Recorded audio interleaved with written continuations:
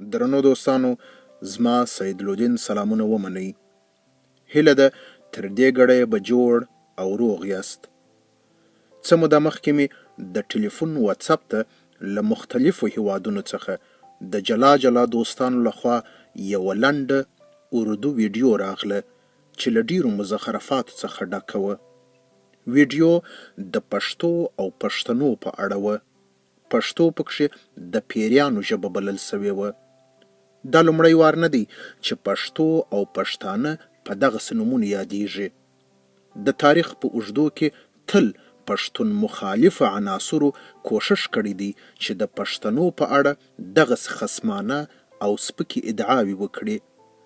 چا که یې ژبه د دوژخ ژبه بللې ده، نو نور بیا دا قوم د پیریانو له ذوذات څخه ګڼلی دی.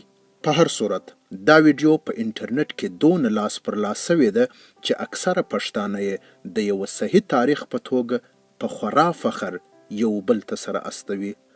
ما تر دې ویډیو لیدلو وروسته دستي په یوټیوب کې د پښتنو د تاریخ په اړه پلټنه وکړه، خو داسې څه مې پیدا نه کړل چې د دې قوم په اړه دې صحیح معلومات پکښې وړاندې سوي وي. د ټکنالوژۍ په اوسني چټک عصر کې چې پښتو او پښتانه څونه شاته پاته دي، په هغونده اندازه یې مخالفین پکښې پرمختللي دي او د تخریب لپاره یې تل له همدې ډیرې اغیزمنې وسیلې څخه کار اخیستی دی. خو باید وایم چې په نننۍ دنیا کې چې د اکثرو قومونو او هیوادونو کوښښ دا وي چې یو بل ته سرنږدې سي او د یو بل له ښېګڼو ګټه واخلي، داسې خلک هم سته چې دا یووالی یې د سترګو خار وي او د تخریب لپاره یې کار کوي.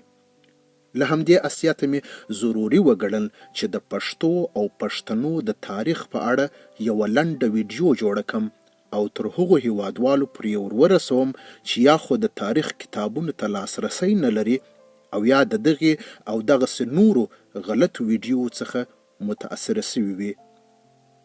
زه به په دې ویډیو کې د استاد محمد معصوم هوتک له درانه اثر پښتني قبیلې او روایتي ریښې څخه ځینې برخې کټ مټ درته وړاندې کړم.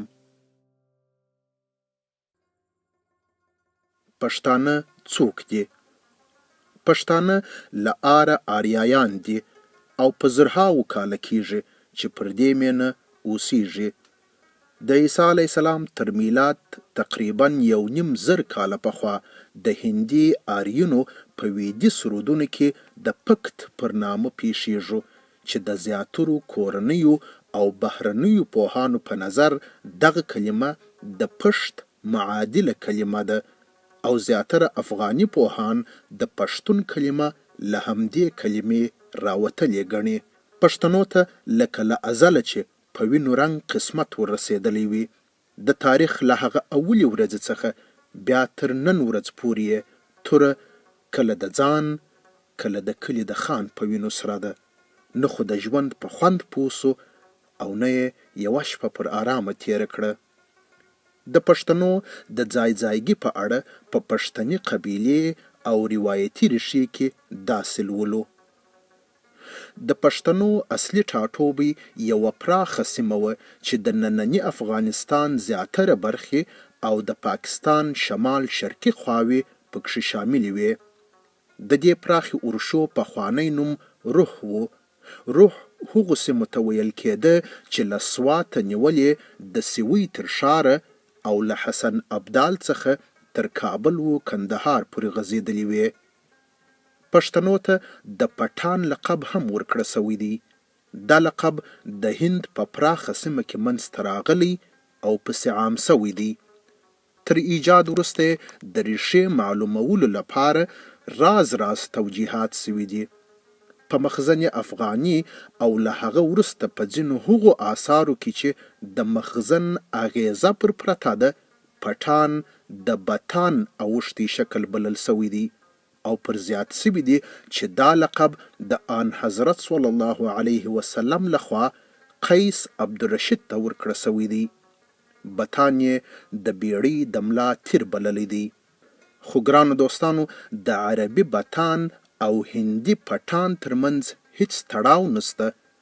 استاد محمد معصوم هوتک د پټان د لغت په اړه لیکي د پټان توجیه چې هر راز وي به خو دونه ویلی سم چې دا نوم په هند کې ایجاد سوی دی او د پښتنو آثارو ته لاره کړې ده.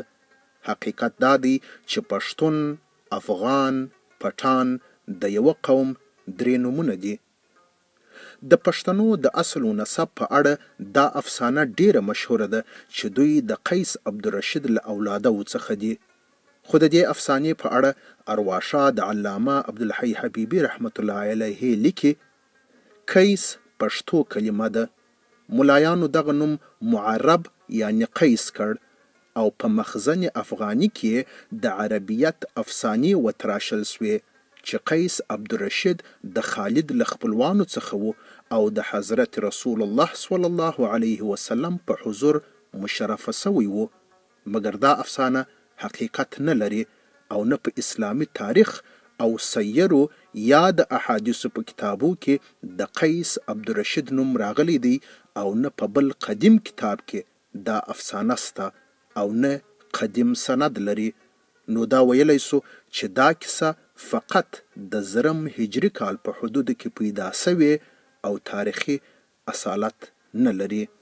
د پښتنو د بني اسرائیلیت نظریه چې وایي دوی د بني اسرائیلو له لسو ورکو قبیلو څخه یوه قبیله ده وار د واره په 1020 هجري قمري کال د نورزي نعمت الله هروي په کتاب مخزن افغانی کې وړاندې سوه. ویل کېږي چې نعمت الله هروي دا کتاب د خان جهان لودي په هڅونه او تشویق او د هیبت خان کاکړ په مرسته د وخت د ضرورت پر اساس ولیکلی. د پښتنو د بني اسرائیلیت نظریه مطلق پر خیالي کرکټرونو باندې ولاړه نظریه ده. استاد محمد معصوم هوتک په تورات کې تر ډیرو ژورو څیړنو وروسته دې نتیجې ته رسیږي چې د سلیمان علیه السلام په وخت کې د ساول یعنی طالوت په اولادونو کې افغانه چې د پښتنو د بني اسرائیلیت د نظریې خاوندان له همدې نامه څخه د افغان نوم راوتلی بولي هیڅ سته نه. استاد لیکي چې په ټول تورات کې د نارینه‌و نومونو شمیر 1080 دي او په دې 1080 نومو کې د افغانه په نوم هیڅوک نسته. په دې اړه تر دې ټولو باوري څېړنه د ډي ان اے څېړنه ده. په 2008 او 2009 کلونو کې انګریز پروفیسر ټیوډر پرفیټ په 2010 کې په بمبئی کې او په 2012 کې په امریکا کې د وراثتي شورا لخوا د پښتنو او یهودانو ډي ان اے وکتلی سوې.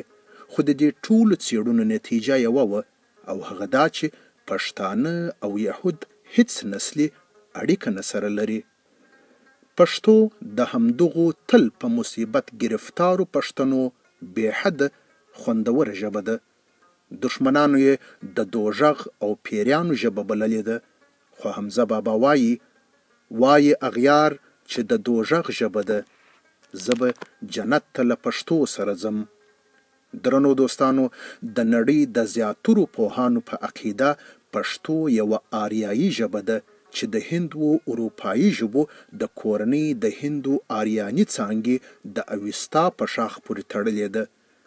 د پټه خزانې د روایت له مخې د ادبي آثارو څرکونه د هجرت په 2مه پیړۍ کې لیدلی سو. اوس پښتو د یوه ژوندي قوم ژبه ده چې د نوي او معاصر ادب ټولو اصنافو ته په خپله لمن کې ځای ورکړی دی او د چا خبره د سیالانو سیاله ژبه ده.